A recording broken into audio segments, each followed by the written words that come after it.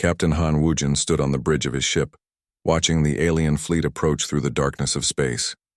His hands gripped the metal railing as he counted the enemy vessels. 12 council ships, each one the size of a small city, moved toward the human mining colony of New Seoul like metal sharks through black water. "Sir, they're sending a message," said his communications officer, Lieutenant Park Sung-jae. The young man's voice shook slightly as he spoke. Wujin nodded. "Put it through." The main screen flickered to life, showing the insect-like face of a Cathara commander. Its compound eyes gleamed like black jewels as it spoke in its clicking, mechanical voice. "Attention, human forces. You will surrender all weapons and submit to council authority. Your species has been deemed too dangerous for civilized space." Wujin felt anger rise in his chest, but he kept his voice calm. "This is Captain Han Wujin of the Earth Defense Force. We are protecting civilian miners here. They have done nothing wrong." "Your people's nature is violence," the alien replied. "The Galactic Council has voted. Decree 47 Alpha is now in effect. All humans must move to reservation worlds immediately. You have 1 hour to comply." The transmission ended, leaving the bridge in silence. Wujin looked at his crew. 23 men and women, all born on Earth or human colonies, all trained to defend their people. They waited for his orders. "Captain," whispered his second-in-command, Major Kim Yuna. "What do we do? They have us outnumbered 6-1. Wujin walked to the weapons console and checked their status. 2 plasma cannons, 4 missile tubes, and basic shields. Against the Council's advanced technology, it was like bringing knives to a gunfight. But humans had won fights like that before. "Send a message to the colony," he ordered. "Tell them to prepare for evacuation, but keep it quiet. We don't want panic." Down on the planet's surface, Dr. Park Minji was working in her laboratory when the alert came through. She had been studying samples of alien biology for 3 years, trying to understand how the different council species had evolved. What she had found worried her. Most of the alien races were herbivores or scavengers on their home worlds. They had never faced real predators during their evolution. Their advanced technology made up for their natural weaknesses, but underneath all their machines and weapons, they were still prey animals. Humans were different. Earth had been a violent world, full of predators and dangers. Every human ancestor had fought to survive generation after generation. It was written into their very bones and blood. Minji grabbed her research files and ran toward the evacuation shuttles. As she moved through the colony corridors, she saw families packing their belongings with quiet efficiency. Even the children seemed to understand that something serious was happening. Above the planet, the standoff continued. The council ships moved into attack formation, their weapons charging with deadly light. Wujin could see the energy readings on his instruments climbing higher and higher. "Sir, Admiral Kim Dong-yun is requesting secure communication," reported Lieutenant Park. Wujin accepted the call. The weathered face of Earth's fleet commander appeared on a smaller screen. Admiral Kim had fought in the border wars 20 years ago. He knew what real combat looked like. "Wujin, I'm getting reports from 12 other colonies," the admiral said grimly. "The council is doing this everywhere at once. They want to round up all humans in the galaxy."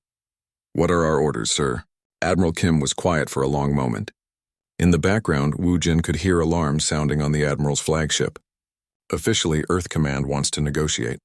We're supposed to avoid violence and find a peaceful solution." "And unofficially?" The old warrior's eyes hardened. "Unofficially, if they start shooting civilians, you have my permission to remind them why Earth never had any apex predators except us." The transmission ended just as the council ships opened fire. But they weren't targeting Wujin's vessels. Instead, their weapons struck the planet's surface, hitting the mining facilities and civilian shelters. The explosions lit up the planet like a dying star. Wujin watched in horror as his sensors detected massive casualties. Thousands of human miners and their families wiped out in seconds to make a point. "Those were civilians," shouted Major Kim, her professional calm finally breaking. Wujin felt something cold and terrible settle in his chest. The council had just made a fatal mistake. They thought they were dealing with another civilized species that would surrender when threatened. They didn't understand that humans had climbed to the top of Earth's food chain by being the most dangerous predators on the planet. "All ships, this is Captain Han Wujin," he broadcast on the human fleet frequency. "The council just murdered innocent civilians. They want to see human aggression? Let's show them what 3 billion years of evolution as apex predators really looks like." The Cathera commander's voice crackled through the communications again. "Human vessels, you will surrender immediately or face destruction." Wu Jin looked at his crew. Every face showed the same cold anger he felt. They were outnumbered and outgunned, but they were human. Their ancestors had hunted mammoths with stone spears and built civilizations on the bones of their enemies. "Target their lead ship," Wu Jin ordered. "All weapons full power." "Sir, we can't win this fight," Major Kim said quietly. Wu Jin smiled, but there was no humor in it. "We're not trying to win, Major. We're sending a message. When you corner a predator, it doesn't just give up and die. It fights back." The human ships opened fire, their weapons striking the massive council vessels. The enemy shields absorbed most of the damage, but alarms began sounding on the alien bridges. They had expected immediate surrender, not resistance. "Impossible," clicked the Cathera commander as his ship shook from human weapon impacts. "They cannot hope to defeat us." But Wu Jin wasn't trying to defeat them. He was showing them something they had never seen before in their millions of years of galactic peace. He was showing them what happened when you threatened the pack. As his ship took heavy fire and began to break apart, Wu Jin sent one final message to Admiral Kim. "The Council crossed the line. They think we're just another species to be managed. Time to teach them the difference between civilization and surrender." The battle was brief and brutal. The human ships fought until they were destroyed, taking 2 council vessels with them. But across the galaxy, other humans watched the recordings. They saw their people die fighting instead of kneeling. The Council had wanted to contain the human problem. Instead, they had just awakened something that had been sleeping since humanity reached the stars. They had awakened the Predator. 3 months had passed since the Council's ultimatum. Across the galaxy, human colonies appeared to be following orders. Ships moved quietly toward the designated reservation worlds, carrying millions of people and their belongings. To the Council observers, it looked like complete compliance. Dr. Park Minji walked through the crowded corridors of Haven Station, one of the new human settlements. Around her, families unpacked their possessions and tried to build new lives. Children played in the recreation areas while adults worked at basic jobs assigned by Council administrators. Everything seemed peaceful and normal, but Minji knew better. Hidden beneath the appearance of surrender, something else was happening. In secret workshops and laboratories, human engineers and scientists worked around the clock. They studied every piece of Council technology they could find, learning how their captors' machines worked. "Doctor, we've made another breakthrough," whispered engineer Lee Jae-hyun as he joined her at a food vendor. To anyone watching, they were just 2 people buying lunch. In reality, they were part of a resistance network that spanned dozens of worlds. Jae-hyun handed her a small device that looked like a simple music player. Inside, Minji knew, were the complete technical specifications for Council energy shields. Piece by piece, humans were taking apart the mystery of alien technology. "How long?" she asked quietly. 6 more weeks, maybe less. We're close to understanding their power systems, too." Minji nodded and slipped the device into her bag. Around them, Council security drones floated past on their regular patrols. The machines looked like silver balls with glowing sensors, designed to watch and report on human activity. They saw 2 people eating noodles and talking about the weather. They completely missed the exchange of information that could change the course of the war. On the other side of the galaxy, Captain Yoon Hyeri was leading a very different kind of operation. Her ship, the Silent Hunter, drifted through an asteroid field near a major Council shipping route. To any sensors that might detect it, the vessel appeared to be nothing more than space debris. Hyeri and her crew had been waiting for 6 hours, watching the patrol schedules of Council freight convoys. They had learned that the aliens followed very predictable patterns, changing their routes only once per month. It was efficient, but it was also a weakness that humans could exploit. "Contact approaching," reported her pilot, Sergeant O'Dehan. 3 cargo ships, 2 escorts, right on schedule. Hyeri smiled grimly. The Council thought they were so superior, but they had made the same mistake that many civilized people made throughout history. They assumed everyone else would play by their rules. "Wait until they pass the 3rd asteroid," she ordered. "Then we move." The human ship struck like a hunting spider, emerging from its hiding place to disable the convoy's communication systems with precise shots. The Council escorts tried to respond, but their weapons couldn't target what they couldn't detect properly. Human stealth technology, developed during decades of fighting each other, was something the peaceful council had never encountered. Within minutes, Hieri's team had captured 2 cargo ships full of advanced manufacturing equipment. The council escorts reported it as a system malfunction, exactly as the humans had planned. To the aliens, it looked like their ships had simply broken down and drifted into an asteroid field. Another successful hunting trip, Hieri told her crew as they transferred the stolen equipment to hidden storage facilities. The council keeps feeding us and they don't even know it. Back on Earth, Admiral Kim Dong-yeon stood in the Central Command Center, studying reports from across human space. On the surface, the news looked terrible. Millions of humans had been relocated, their fleets disbanded, their colonies occupied. But underneath those facts, a different picture was emerging. Director Choi Kyung-min approached with a datapad full of intelligence reports. Choi ran the Human Spy Network, a collection of ordinary people who watched and listened and remembered everything they saw. Admiral, we've confirmed it. The Council has never fought a real war. Explain, Kim said, not looking up from his charts. Their technology is amazing, but it's all designed for police actions and territorial disputes. They've spent 10,000 years keeping peace between species that were already civilized. They have no experience fighting an enemy that refuses to stay civilized. Kim finally looked at the intelligence director. And our preparations? Ahead of schedule. Dr. Minji's biological research has identified weaknesses in all 12 council species. Engineer Lee has reverse-engineered their shield technology. Captain Yoon's raids have given us enough equipment to outfit a ghost fleet. The Admiral walked to the main display, showing the positions of human populations across the galaxy. Red dots marked council military bases. Blue ones showed human settlements. It looked like humanity was completely surrounded and outnumbered. But Kim saw something else. Every blue dot was also a potential base of operations. Every human settlement contained people who were waiting for orders, people who had been quietly preparing for the moment when humanity would strike back. Send word to all cell leaders, he ordered. Operation Predator's Moon begins in 2 weeks. Every human in the galaxy needs to be ready. On the Council homeworld of Nexus Prime, High Commander Vorthak studied the same reports that Admiral Kim was reading. The energy-based alien was pleased with the progress of human relocation. The dangerous species was being contained successfully, and galactic peace would continue. The humans are adapting well to their new status, reported his aide, a crystalline being called Crystallis. There have been no major incidents of resistance. Some minor equipment failures in the cargo fleets, but nothing significant. Vorthak's energy field pulsed with satisfaction. The other council members had wanted to exterminate humanity completely, but he had argued for mercy. The humans were dangerous, yes, but they could be managed like any other species. All it took was superior technology and firm control. Continue monitoring, he ordered, but reduce patrol frequency in human sectors. We need those ships for border defense against the Void Hunters in the Outer Rim. It was exactly the kind of mistake that humans had been hoping for. As council forces redeployed to handle other threats, the surveillance on human worlds became lighter. Security gaps appeared that hadn't existed before.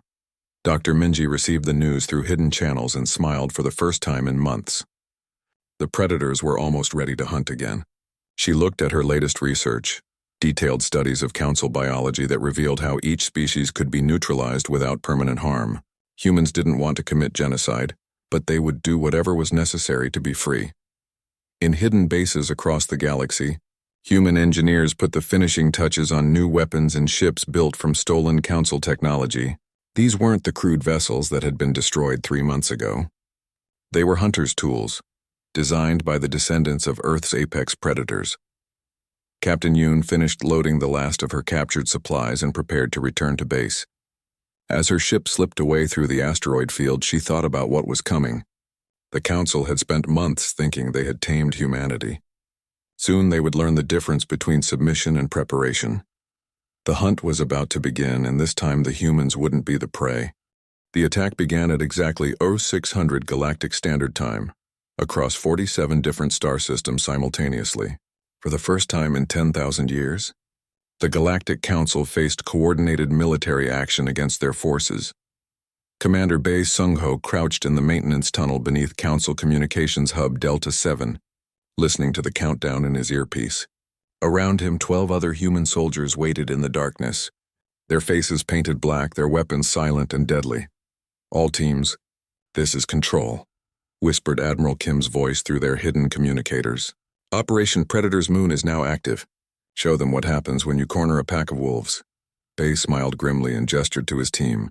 They moved through the tunnels like shadows, using maintenance maps that had been quietly copied by human workers over the past 3 months. The Council had never imagined that their janitors and repair technicians were actually gathering intelligence. Above them, the alien administrators of the communications hub continued their normal duties, unaware that death was crawling through the walls beneath their feet. The station controlled quantum communications for 6 star systems, connecting dozens of Council military bases and government centers. "Remember," Bay whispered to his soldiers, "we're not trying to kill them all. We just want them to stop working for a while." The humans struck like hunting wolves, emerging from hidden passages throughout the station. They used stun weapons and gas grenades designed by Dr. Lim Jiwoo, who had spent months studying alien biology to create non-lethal but effective weapons. The Kithara guards fell first, their insect-like bodies unable to handle the neural disruptors that Dr. Lim had created specifically for their nervous systems. The crystal-based Crystallis administrators shattered into unconscious fragments when exposed to harmonic frequencies that disrupted their energy patterns. Within 15 minutes, the entire communication hub was under human control. Bay's team quickly began uploading virus programs into the quantum transmitters, programs that would spread through the Council's network like a plague, shutting down communications across half the galaxy. "Hub Delta 7 is secure," Bay reported. "Communication virus is spreading. Estimated time to total network collapse, 43 minutes. 3 star systems away, Captain Nam Minho was leading a very different kind of attack. His ship, the Ghost Wind, was one of 15 vessels that had been hiding in the Kepler asteroid belt for 2 months, waiting for this moment. The human ships had been built using reverse-engineered Council technology, but designed according to human military doctrine. Where Council vessels were large and impressive, built to show power and discourage resistance, the human ships were small and deadly, built to hunt and kill. "Council patrol fleet detected," reported his navigation officer, Lieutenant Kang Mirai. 4 heavy cruisers, 6 destroyers, standard patrol formation. Minho studied the tactical display. The Council ships were following their normal routes, completely unaware that they were flying into a trap. Their sensors showed nothing unusual in the asteroid field, because human stealth technology was based on lessons learned from hunting each other for thousands of years. "All ships, prepare for attack pattern Delta," Minho ordered. "Remember, we hit fast and fade. Don't try to stand and fight." The human ships struck like a pack of sharks emerging from the asteroid field to launch coordinated attacks on the Council vessels. But instead of trying to destroy them, the humans targeted specific systems: engines, weapons, communications, life support. Within minutes, the Council patrol fleet was drifting helplessly, their crews alive but their ships completely disabled. By the time rescue vessels arrived, the human attackers had vanished back into the asteroids, leaving no trace except the wreckage of Council technology. On the planet Kepler 442b, Dr. Lim Jiwoo was conducting her own assault against a Council research facility. But her weapons weren't missiles or energy beams. They were microscopic organisms, carefully engineered to target alien biology without harming humans. The research station housed over 3,000 Council scientists and guards from 7 different species. Dr. Lim's bioweapons were designed to incapacitate each species differently. Sleep gas for the energy-based Vorthak, paralysis bacteria for the reptilian Slothy, neural disruption spores for the plant-like Verdani. "Target facility is completely neutralized," she reported, as Council scientists collapsed peacefully at their workstations. "No fatalities, but they'll be unconscious for at least 6 hours. Long enough for us to download their research databases." Across the galaxy, similar attacks were happening everywhere at once. Human sleeper agents, people who had been living quiet lives as farmers and shopkeepers and teachers, suddenly revealed themselves as trained soldiers. They struck at Council facilities with precision and coordination that shocked their targets. The aliens had never seen warfare like this. Their own conflicts had been formal affairs with clear battle lines and predictable strategies. They fought like chess players, moving pieces according to established rules. Humans fought like wolves, using pack tactics and ambush strategies that the civilized Council couldn't understand. High Commander Vorthak stood in the emergency command center on Nexus Prime, watching his orderly galaxy dissolve into chaos. Red warning lights flashed across the status boards as reports poured in from every corner of Council space. "Sir, we've lost contact with 37 military installations," reported his aide, the surviving fragments of Crystallis rattling with stress. "The communication network is completely compromised. We're receiving scattered reports of coordinated attacks across 12 sectors." Vorthak's energy field flickered with confusion and growing fear. "How is this possible? The humans were completely contained. Our surveillance showed full compliance with relocation orders. Sir, it appears they were lying to us." The concept was so alien to the peaceful council that Vorthak struggled to understand it. In 10,000 years of galactic civilization, no species had ever pretended to surrender while secretly preparing for war. It was not civilized behavior. "Deploy all available forces," he ordered. "Find the human military assets and destroy them immediately." But as Council fleets scrambled to respond to the attacks, they discovered another human innovation. The targets had disappeared. The communication hubs were abandoned. The attack ships had vanished into asteroid fields and nebulae. The biological weapons had been deployed by people who looked like ordinary civilians. Admiral Kim watched the tactical displays from his hidden command center, built inside a hollowed-out asteroid in an unnamed system. Around him, his staff coordinated the attacks with cold efficiency, tracking the success of each strike team. "Communication disruption is 93% effective," reported his intelligence officer. "Council forces are operating blind in most sectors. Their response time has increased by over 400%. "Casualty report?" Kim asked. "Minimal Council fatalities as ordered. Our people are following the non-lethal protocols. However, we have effectively neutralized over 60,000 enemy personnel and destroyed approximately 40% of their military infrastructure." Kim nodded with satisfaction. This wasn't genocide. It was surgery, cutting out the Council's ability to wage war without killing the patient. Humans had learned from their own bloody history that sometimes you had to fight to create peace, but you didn't have to become monsters to do it. "Phase 2 begins in 6 hours, he announced to his staff. "Send word to all teams. The Council is about to learn why Earth never had any apex predators except us." Across the galaxy, the message spread through hidden human networks. The pack had tasted blood, and now it was time to show the Council what happened when prey animals tried to cage the ultimate predators. The news reached Captain Han Wujin through an encrypted transmission that took 3 days to decode. He stood in the cargo bay of the refugee ship, carrying survivors from New Seoul, surrounded by families who had lost everything when the Council destroyed their world 3 months ago. "New Busan is gone," he said quietly to the assembled crowd. His voice barely carried across the silent space, but everyone heard him. 200 million people. The Council used orbital bombardment to make an example of them. The silence stretched for long moments. Children clung to their parents while adults stared at Wu Jin with expressions of shock and growing rage. New Busan had been one of the most peaceful human colonies, home to artists and teachers and farmers who had never threatened anyone. An old woman named Mrs. Lee stepped forward. She had taught school on New Seoul for 40 years before the evacuation. "Captain, what do we do now?" Wu Jin looked at the faces around him. These were the survivors, the ones who had escaped when the Council first attacked. They had been living like refugees for months, hoping for peace and a chance to rebuild their lives. Now they knew there would be no peace as long as the Council controlled the galaxy. "We stopped pretending we're civilized," he said simply. 3 hours later, Wu Jin was aboard Admiral Kim's flagship, meeting with the other senior commanders in a secure briefing room. General Oh Sun-hee, the newly appointed Supreme Military Strategist, stood before a holographic display showing the current state of the war. "The Council's retaliatory strikes have killed over 500 million civilians," she reported in a calm, professional voice. "They're targeting population centers to break our morale and force surrender. They believe we'll stop fighting to protect innocent lives." Dr. An Tae-hyung, the behavioral scientist who had been studying Earth's predator species for military applications, shook his head grimly. "They don't understand what they've done. They've just activated every human's survival instincts. We're not going to surrender. We're going to enter full predator mode." Admiral Kim leaned back in his chair, studying the tactical displays. "Explain the Darwin Protocol, Doctor."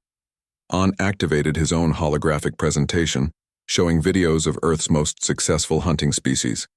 Wolves hunt in packs using coordination and persistence to bring down prey much larger than themselves. Sharks use ambush tactics and overwhelming force to strike without warning. Lions use pride tactics with coordinated roles for each member.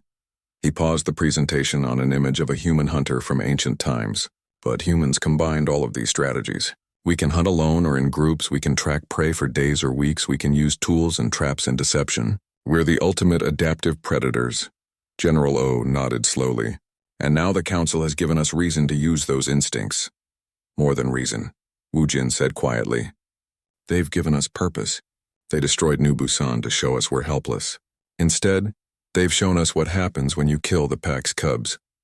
The Darwin Protocol was implemented across all human military forces within 24 hours. Gone were the formal battle tactics that humans had learned during their space age. In their place came strategies that had been coded into human DNA by millions of years of evolution. Captain Yoon Hyeri led the first Wolfpack assault against a Council supply depot in the Centauri system. Instead of attacking with overwhelming force, her squadron used patience and coordination. They tracked the supply convoys for weeks, learning their patterns and weaknesses. When they finally struck, it wasn't with a single devastating attack. Instead, they used hit-and-run tactics, striking at the convoy's weakest ships before fading away. Then they struck again, and again until the entire convoy was disabled or destroyed. The Council escorts found themselves fighting an enemy that refused to engage in proper battles. The humans appeared out of nowhere, inflicted maximum damage, and vanished before the Council could respond effectively. It was like fighting smoke. This is not warfare, complained Commander Vorthak as he studied the battle reports. This is barbarism. His aide, Crystallis, rattled nervously. Sir, they're using strategies we've never encountered. Our tactical computers cannot predict their movements. Meanwhile, Dr. Lim Jiwoo was implementing shark-feeding tactics against Council research facilities. Her teams would identify the most valuable targets, then strike with overwhelming force designed to disable rather than destroy. Like sharks sensing blood in the water, multiple human teams would converge on a single facility, stripping it of resources and personnel before the Council could mount a defense. The aliens found themselves facing enemies who could appear anywhere, anytime, using weapons and tactics that seemed to change constantly. Every time the Council thought they understood human strategy, the humans would adapt and try something completely different. Captain Nam Minho perfected the Lion Pride approach, coordinating multiple ships with specialized roles. Scout vessels would track enemy movements, hunter-killers would disable key targets, and support ships would extract personnel and intelligence before vanishing into deep space. The Council's predictable patrol patterns, which had worked perfectly for maintaining peace among civilized species, became death traps when facing human hunters who could track and predict their movements. But the most devastating change was psychological. Human forces began exhibiting the cold efficiency of apex predators who had been threatened in their own territory. They stopped taking unnecessary risks, stopped showing unnecessary mercy, and started treating the war as a matter of species survival. Dr. An watched the psychological profiles coming in from human military units and nodded with professional satisfaction. They're entering the optimal predator state, he reported to General O.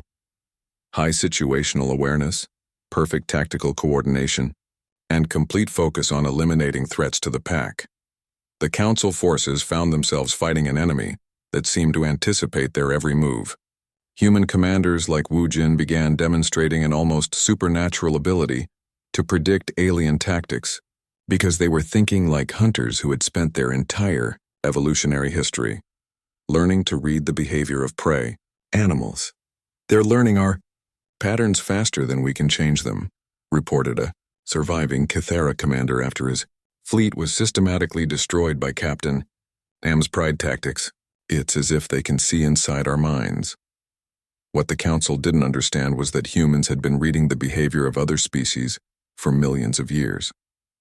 Every alien race in the Council had evolved as prey animals or scavengers. Their behavior patterns were written into their biology, and humans had become experts at exploiting exactly those kinds of weaknesses. The war began to turn into a massacre, but not the kind the Council had expected. Instead of human civilians being slaughtered, It was Council military forces that found themselves being systematically hunted to extinction by an enemy they couldn't understand or predict.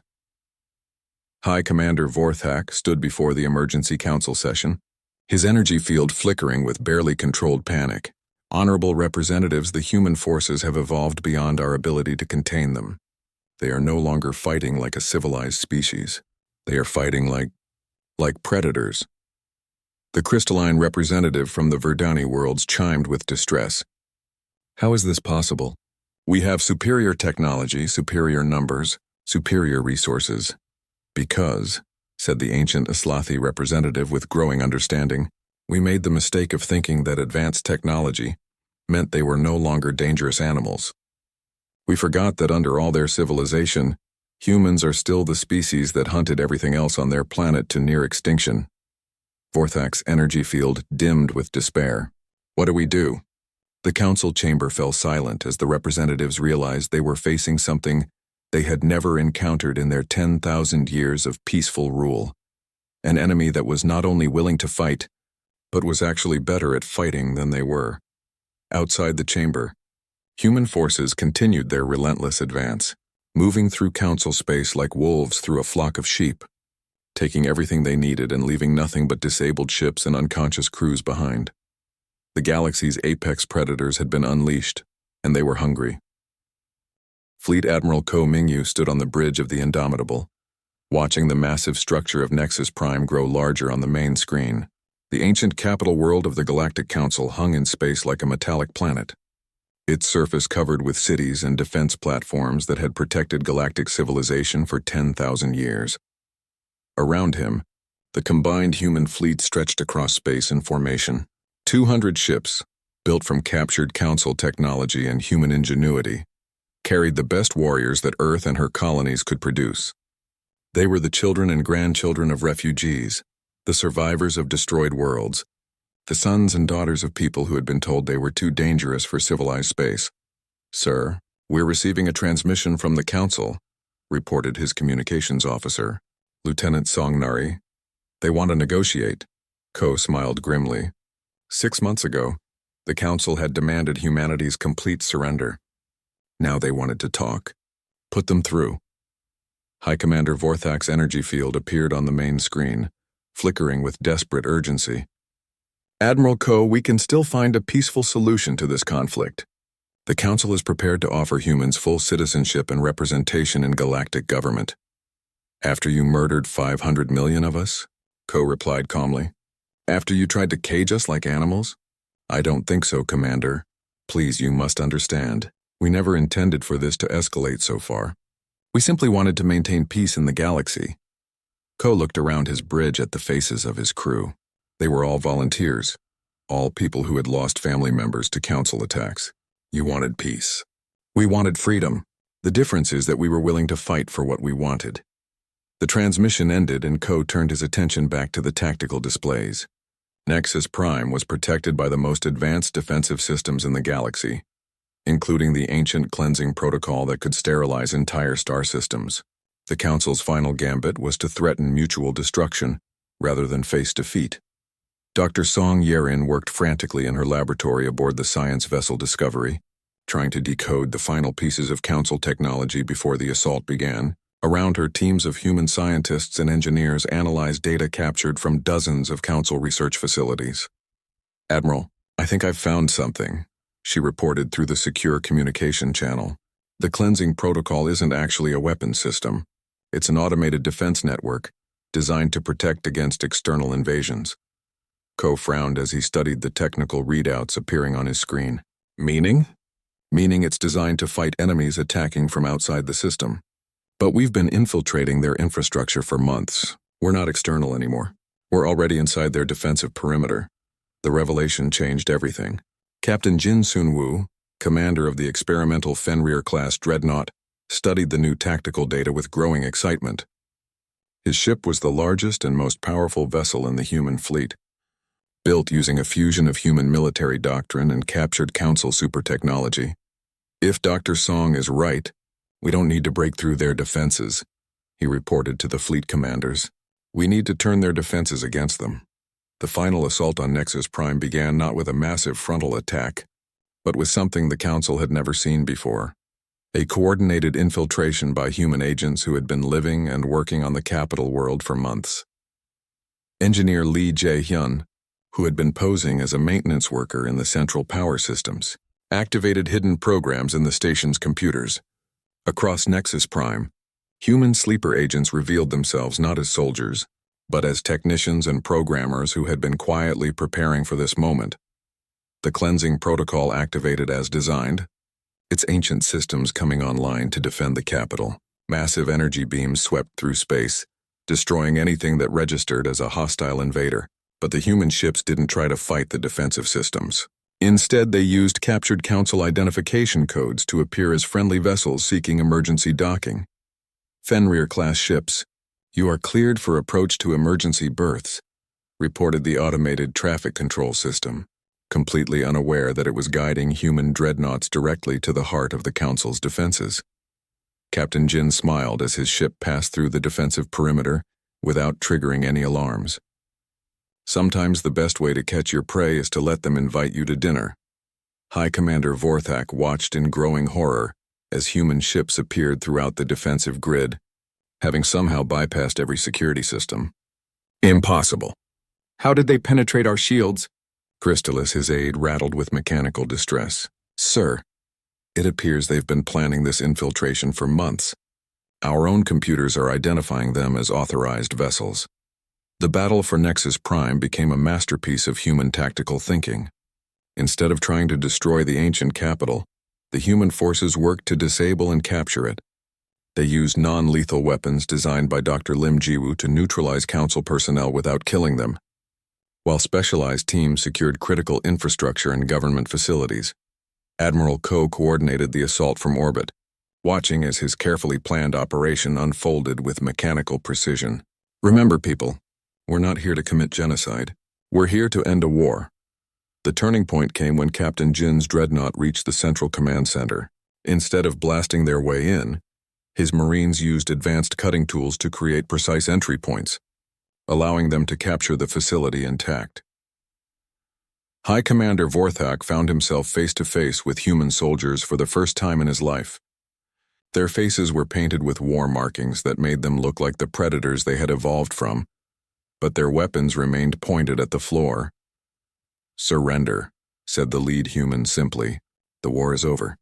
Vorthak's energy field flickered with confusion. You're not going to kill us? The human soldier, whose name tag read Corporal Park Ji-hoon, shook his head. We're predators, not murderers. There's a difference. Across the galaxy, human forces completed their conquest of Council space with the same surgical precision they had shown at Nexus Prime. Instead of destroying the alien civilizations, they captured and disabled them, removing their ability to wage war while preserving their cultures and populations. Dr. Kwon Na-young, the xenobiologist who had been appointed to lead the post-war reconstruction effort, began the massive task of studying and preserving the knowledge accumulated by the Council over 10 millennia of galactic rule. We have access to the greatest library in galactic history, she reported to the new human leadership. Scientific advances, cultural achievements, historical records from hundreds of civilizations. All of it intact. President Kang Hyun-jin, elected by emergency vote to lead the new Terran government, stood before the assembled representatives of defeated Council species. Instead of the expected execution or enslavement, he offered something they had never expected: partnership. The Council fell because you forgot that strength without wisdom is tyranny, he said to the gathered aliens. You had the power to rule, but you lost the right to rule when you started murdering innocent people. Humanity will not make the same mistake. The establishment of the Terran Accord marked the beginning of a new age in galactic civilization. Humans took control of military and security matters, using their predatory instincts to protect rather than destroy. The former Council species retained control of their own worlds and cultures, but now served as advisors and specialists in the new galactic government.